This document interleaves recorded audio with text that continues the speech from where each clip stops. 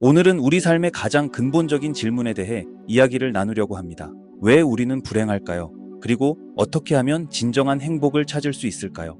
놀랍게도 이 질문의 답은 우리가 생각하는 것보다 훨씬 단순할 수 있습니다. 많은 사람들이 성공이나 부, 명예를 통해 행복을 찾으려고 합니다. 하지만 이것들은 결코 진정한 행복을 가져다 주지 않습니다. 오히려 이런 외적인 성취는 우리의 진정한 모습을 드러낼 뿐입니다. 돈과 명예, 성공은 우리를 변화시키는 것이 아니라 우리가 진정 누구인지를 드러내는 것입니다. 여러분, 우리는 항상 우리가 찾고자 하는 것을 발견합니다. 만약 여러분이 부정적인 것과 고통을 찾는다면 반드시 그것을 발견할 것입니다. 반대로 기쁨과 행복을 찾는다면 그것 역시 발견하게 될 것입니다. 이것이 바로 인생의 가장 중요한 진실 중 하나입니다. 많은 사람들이 자신의 불행한 상황을 외부 탓으로 돌립니다. 정부 탓, 학교 탓, 부모님 탓, 사회 탓을 하죠. 하지만 우리가 26살이 되었다면 이제는 그만 불평해야 합니다. 여러분의 인생은 여러분의 책임입니다. 극단적으로 힘든 환경에서 자란 사람들도 있습니다. 부모님을 사고로 잃은 사람들도 있고 학대를 받은 사람들도 있습니다. 그럼에도 불구하고 그들 중 많은 사람들이 자신의 삶을 변화시켰습니다. 진정한 변화는 우리가 자연스럽게 하고 싶은 것들의 반대로 행동할 때 시작됩니다. 불안하고 스트레스를 받을 때 우리는 본능적으로 술을 마시거나 다른 일시적인 도피처를 찾으려고 합니다. 하지만 그것이 아니라 다음 날 아침 일찍 일어나 운동을 하는 것, 그것이 바로 우리가 해야 할 일입니다.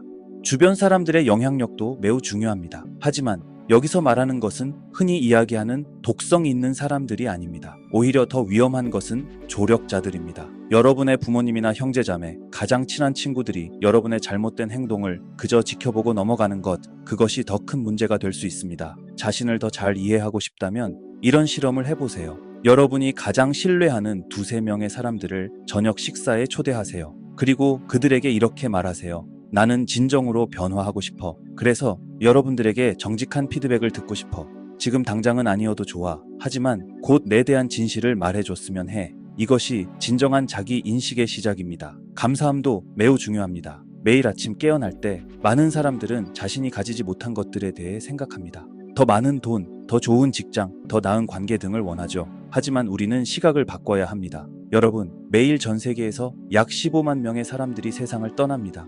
우리는 오늘 아침에 눈을 떴습니다. 그것만으로도 얼마나 감사한 일인가요? 진정한 행복은 책임감에서 시작됩니다. 제가 운영하는 회사에서 발생하는 모든 문제는 100% 저의 책임입니다. 왜냐하면 제가 그 사람을 고용한 사람을 고용했기 때문입니다. 이것이 바로 진정한 책임감입니다. 우리는 지금 역사상 가장 심각한 비난의 시대를 살고 있습니다. 모든 것이 다른 누군가의 잘못이라고 생각하죠. 하지만 이것은 우리를 결코 행복으로 이끌지 못할 것입니다. 경쟁도 매우 중요한 요소입니다. 요즘은 경쟁을 나쁜 것으로 보는 경향이 있지만 건강한 경쟁은 우리를 성장시키는 핵심 동력입니다. 6살짜리 아이가 타고난 경쟁심과 승부욕을 가지고 있다면 그것을 억누르지 마세요. 그것은 그 아이의 특별한 재능이며 미래의 성공을 위한 씨앗이 될 수 있습니다. 하지만 여기서 한 가지 더 중요한 점을 짚고 넘어가야 합니다. 바로 우리의 내면 상태와 외부 환경의 관계입니다. 많은 사람들이 좋은 일이 생기면 그때 행복해질 거야 라고 생각합니다. 하지만 이것은 완전히 잘못된 접근법입니다. 외부의 상황이 바뀌기를 기다리는 것은 마치 우리의 행복을 다른 사람이나 상황의 손에 맡기는 것과 같습니다. 제가 사업을 하면서 배운 중요한 교훈이 있습니다. 바로 어제 우리 회사는 아시아와 유럽에서 2개의 큰 고객사를 잃었습니다. 하지만 이것이 제 행복에 영향을 미치지 않았습니다. 왜냐하면 저는 이미 충만한 상태였기 때문입니다. 마치 물이 가득 찬 컵과 같았죠. 더 이상 물을 채울 필요가 없는 상태였습니다. 이것이 바로 우리가 추구해야 할 상태입니다. 많은 사람들이 소셜미디어를 통해 다른 사람들의 삶과 끊임없이 비교하며 살아갑니다. 인스타그램이나 페이스북에서 다른 사람들의 좋아요 숫자, 약혼 소식, 결혼 소식, 몸매 등을 보면서 우리는 내면에서 파괴되어 갑니다. 하지만 생각해보세요. 최근 케이트 미들턴의 사례처럼 우리는 너무 쉽게 다른 사람을 비난하고 판단합니다. 그런데 우리에게 무슨 자격이 있을까요? 다른 사람을 판단할 자격이 과연 우리에게 있을까요? 이것은 매우 중요한 질문입니다. 우리는 종종 누군가를 책임져야 한다고 생각합니다. 하지만 이것은 우리의 자아가 만들어낸 망상일 뿐입니다. 심지어 부모와 자녀 관계에서도 우리가 완전히 통제하고 책임질 수 있는 것은 없습니다. 우리가 할 수 있는 것은 최선을 다해 긍정적인 영향을 미치는 것뿐입니다. 분노나 부정적인 감정의 근원을 이해하는 것도 매우 중요합니다. 이러한 감정들은 항상 약함에서 비롯됩니다. 만약 누군가가 길거리에서 갑자기 여러분을 때린다면 제가 먼저 생각하는 것은 이 사람이 얼마나 힘든 상황에 처해 있길래 이런 행동을 하는 걸까?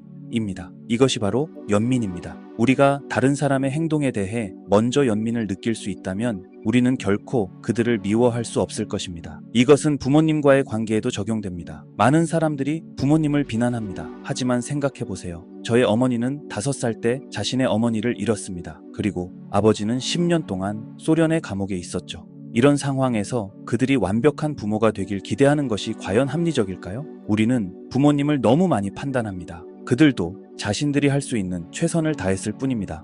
실제로 오늘날 우리가 직면한 가장 큰 문제 중 하나는 22에서 30세의 젊은이들이 스스로의 힘으로 설 수 없다는 것입니다. 왜 이런 일이 발생했을까요? 바로 부모들이 지나치게 보호하려 했기 때문입니다.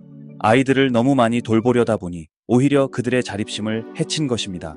이것이 바로 보라색의 중요성을 보여주는 예시입니다. 우리는 빨간색이나 파란색 중 하나를 선택하는 것이 아니라 그 중간인 보라색을 찾아야 합니다. 진정한 친구 관계도 마찬가지입니다. 제가 항상 강조하는 것이 있습니다. 바로 무언가 좋은 일이 있을 때 그것을 함께 나눌 수 있는 사람이 진정한 친구라는 것입니다. 여러분이 좋은 소식을 전했을 때 진심으로 기뻐해주는 사람이 있나요? 아니면 왜 저 사람한테만 좋은 일이 생기지? 라고 생각하는 사람인가요? 이것이 바로 진정한 우정을 구분하는 기준이 됩니다. 건강한 경쟁심도 매우 중요합니다. 요즘은 모든 아이들에게 이기는 것이 중요한 게 아니야 라고 가르칩니다. 하지만 이것은 타고난 경쟁심과 승부욕을 가진 아이들에게는 오히려 해가 될 수 있습니다. 그들의 재능을 억누르는 것은 마치 마법사에게 마법을 사용하지 말라고 하는 것과 같습니다. 더 나아가 우리는 모든 것이 의미가 없다고 생각하게 만드는 무관심을 높이 평가하는 실수를 저지르고 있습니다.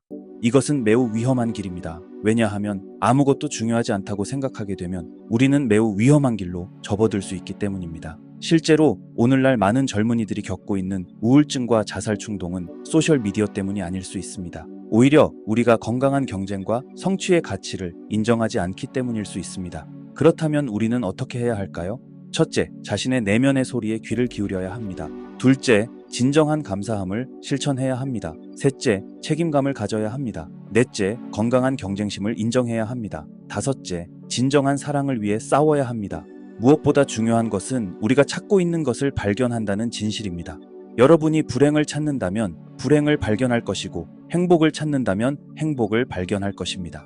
선택은 여러분의 몫입니다. 하지만 기억하세요. 우리는 모두 더 나은 삶을 살 자격이 있습니다. 그리고 그것은 지금 이 순간 여러분의 선택으로부터 시작됩니다. 패러다임 시프트였습니다.